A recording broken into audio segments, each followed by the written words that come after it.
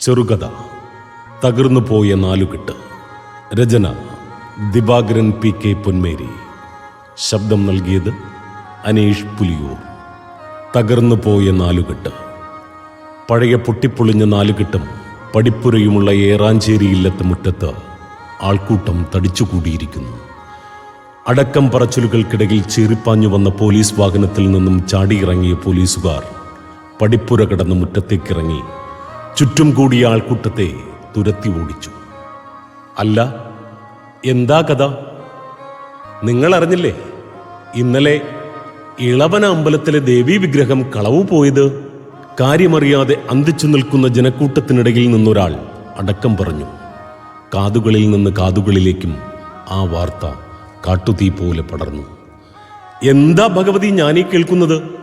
നാട് നശിക്കാൻ പോവാണോ? ഭഗവതിയുടെ ശാപം നമ്മൾ അനുഭവിക്കേണ്ടി വരുമല്ലോ. ഭഗവതി പൊറുക്കണേ. ജനങ്ങളുടെ പരിഭ്രാന്തിയോടെയുള്ള അടക്കം പറച്ചിലുകൾ ശബ്ദമുഖരിതമായി. ആകെ ബഹളം. 60 വയസ്സോടടുത്ത ഇല്ലത്തെ കാരണവരായ നാരായണൻ മൂസുമായി ദീർഘനേരത്തെ ചർച്ചയ്ക്ക് ശേഷം ഇല്ലത്തെ ഇളയ സന്തതിയായ വിഷ്ണുവിനെ പോലീസ് വാഹനത്തിൽ കയറ്റി പോലീസ് വാഹനം ചീറിപ്പാഞ്ഞു പോയി. ബഹളം വച്ച് നിന്നിരുന്ന ആളുകൾ നിശബ്ദരായി. നാരായണൻ മൂസ് തളർന്ന് ചാരുകസേരയിലിരുന്നു.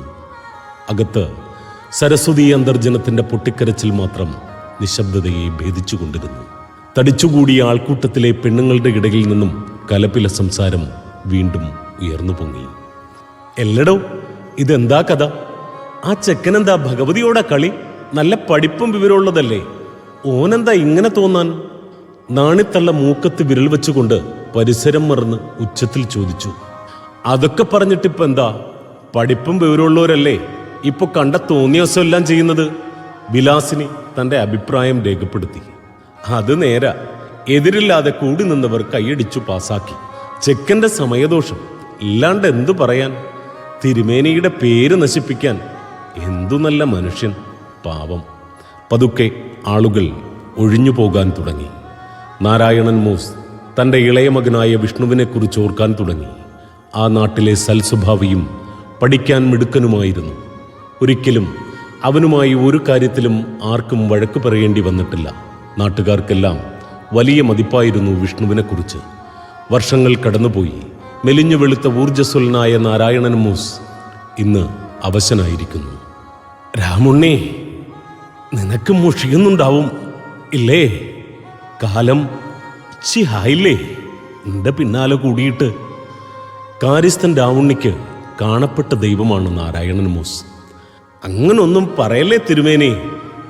എത്ര കാലമാ നീയും നിന്റെ മോനും ഞങ്ങളെ തീറ്റിപ്പോറ്റുക. ശാന്തിപ്പണി ഉള്ളപ്പോ വിശപ്പ് മാറ്റാൻ അമ്പലത്തിലെ പടച്ചോറെങ്കിലും ഉണ്ടാകുമായിരുന്നു. ഭഗവതി എൻ്റെ പ്രാർത്ഥന കേൾക്കാതിരിക്കില്ല അല്ലേ രാവുണ്ണി? നല്ല കാലത്ത് അടിയനും വീട്ടുകാരും ഇവിടുത്തെ ഉപ്പും ചോറും തിന്നല്ലേ തിരുമേനി കഴിഞ്ഞത്? അത് അടിയങ്ങൾക്ക് മറക്കാൻ പറ്റുമോ? നാട്ടുകാരും ബന്ധുക്കളും ഭ്രഷ്ട് കൽപ്പിച്ചപ്പോഴും നിങ്ങളല്ലേ ഉണ്ടായുള്ളൂ. ഇനിയും നിങ്ങളെ ബുദ്ധിമുട്ടിക്കാതെ ഒന്ന് തീർന്നാൽ മതിയെന്ന ഇപ്പോൾ നിരീക്കണേ.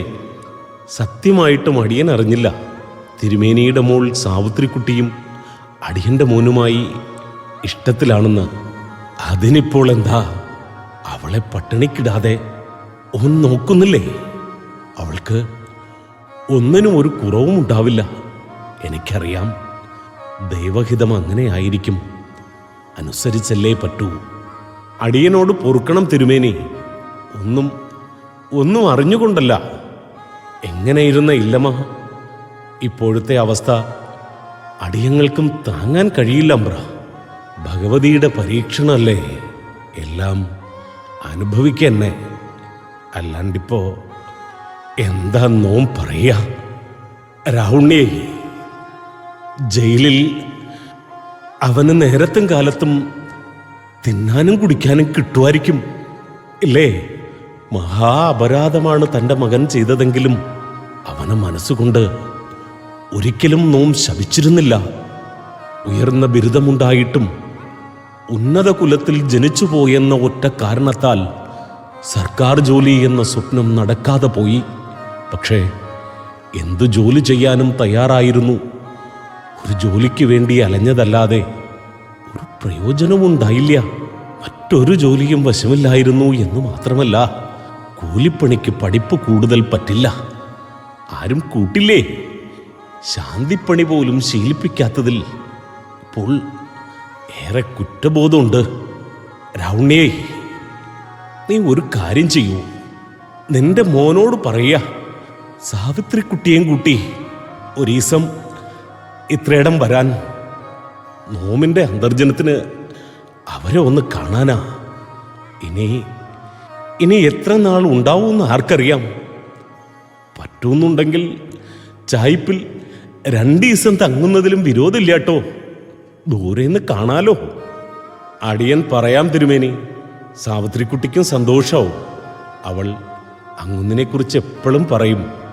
പറഞ്ഞു തീരും മുൻപേ അകത്തുനിന്നും ഉച്ചത്തിലുള്ള അലർച്ച കേട്ടപ്പോൾ തിരുമേനി കയ്യിലെ ഊന്നുവടി വലിച്ചെറിഞ്ഞുകൊണ്ട് അകത്തേക്ക് കുതിച്ചു. പുകപടലങ്ങൾ പുറത്തേക്ക് പടരാൻ തുടങ്ങി. ആളിക്കത്തി പടർന്നു പിടിച്ച തീയിലേക്ക് നാരായണൻ മൂസ് സർവശക്തിയും സംഭരിച്ചു കുതിച്ചു. രാവുണ്ണി എന്തു ചെയ്യണമെന്നറിയാതെ നിശ്ചലനായിപ്പോയി. ആളുകൾ ഓടിക്കൂടുമ്പോഴേക്കും ആളിപ്പടർന്ന തീ പ്രതികാരത്തോടെ അടർന്നു വീഴാറായ 4 കെട്ട് നിശേഷം നക്കിത്തുടച്ചിരുന്നു. സന്ധ്യാസമയത്തെന്നും കേട്ടിരുന്ന നാരായണൻ മൂസിന്റെ ഗീതാപാരായണത്തിലെ വരികൾ അപ്പോൾ അന്തരീക്ഷത്തിൽ മുഴങ്ങുന്നുണ്ടായിരുന്നു. കണ്ടങ്ങിരിക്കും ജനങ്ങളെ കണ്ടില്ലെന്നു വരുത്തുന്നതും ഭവാൻ. 2-4 ദിനം കൊണ്ടൊരുത്തനെ തണ്ടിലേറ്റി നടത്തുന്നതും ഭവാൻ.